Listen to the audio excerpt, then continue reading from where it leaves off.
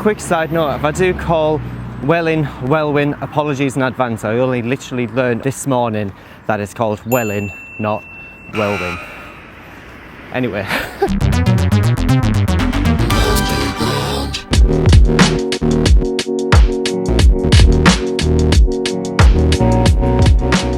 Some of you might be wondering, why is that I'm even at Welwyn North in the first place?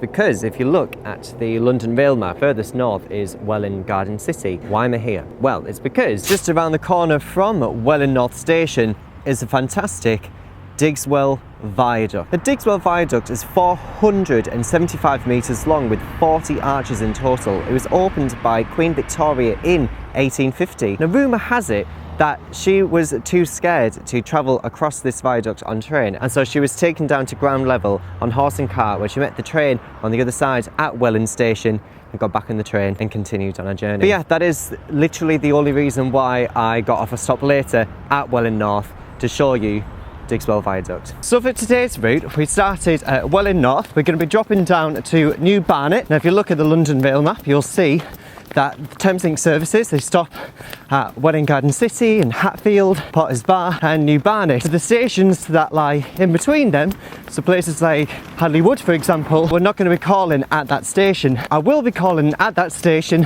when I run Great Northern, whenever I get round to running that. But it's hard to like run and talk up a hill at the same time.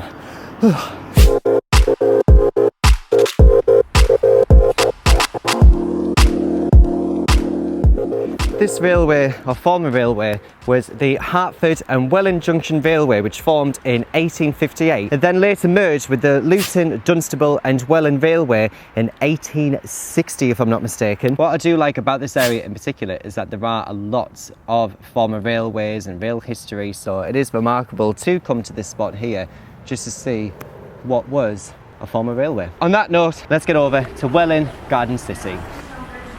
Alright, so bang on 3 kilometres in, we're here at Welwyn Garden City. Just going to keep it moving because there are quite a few people about. So it is interesting at Welwyn Garden City to see all of the former rail infrastructure that's around, like the former railway lines and the sidings and everything. From the footbridge you do actually get a great vantage point to look down on the sidings and the lines, etc. Right now we're running down Hyde Way, I think it is. We're going to be heading over to Hatfield, the next station of the day.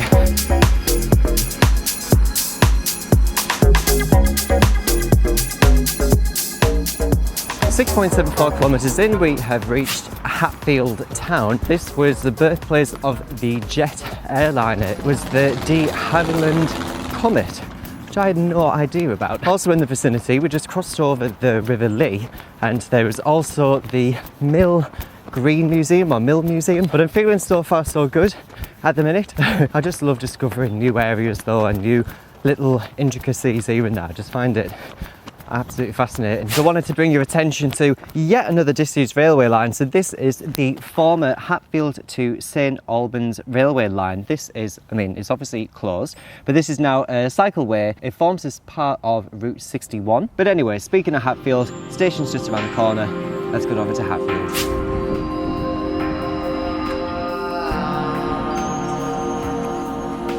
Now there is a lot of history surrounding Hatfield, and I'll save that for another time when I cover Great Northern. However, the area that I'm at right now is a memorial garden for those that have been affected by the Hatfield rail incident, which just yesterday saw the 20th anniversary of that incident that did take place. I'm also not going to show this area on camera either, just out of due respect. My thoughts do go to the friends and family of those that had passed, as well as those that had been injured in that horrific incident.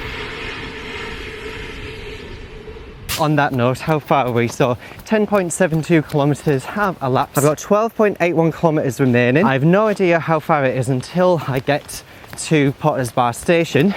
So yeah, I have no idea. I'm just going to be pleasantly surprised by the time I get there. And on a different note altogether, how have you been? What's been occurring? Have you been looking after yourself? Have you been taking time out for yourself? Just making sure that you are also keeping yourself in check.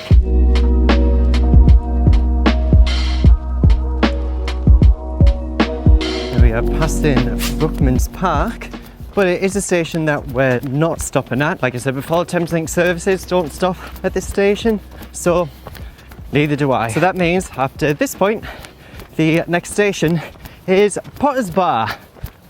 Beautiful. What I can appreciate about this footpath from Brooklands Park is that it runs directly adjacent to the East Coast main lines. If only I could run as fast as that. Alright, so 16.06 kilometres, we're finally here at Potter's Bar. But now at this point we have one station left. We have New Barnet as our next and final station of the day. So I just had the notification come up on my watch, so we have less than a kilometre remaining until we get to New Barnet. Lovely stuff. Oh, ooh, ow, what the Okay, I can walk, okay. Watch on 2.99, just want to get it to